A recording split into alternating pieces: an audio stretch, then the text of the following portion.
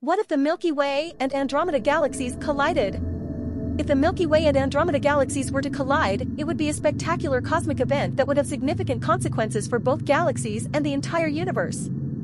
Galactic merger. The two galaxies would eventually merge into one giant elliptical galaxy.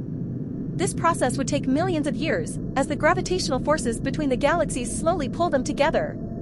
The merger would also likely trigger a burst of star formation, as the gas and dust clouds in the two galaxies collide and collapse, forming new stars. Destruction of the solar system.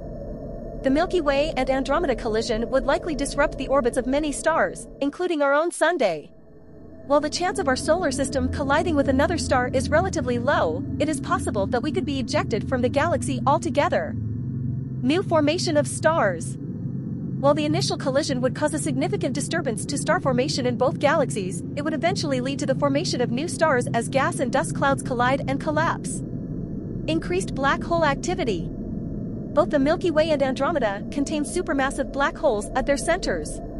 The collision would likely cause these black holes to merge, triggering a massive release of energy in the form of gravitational waves and radiation.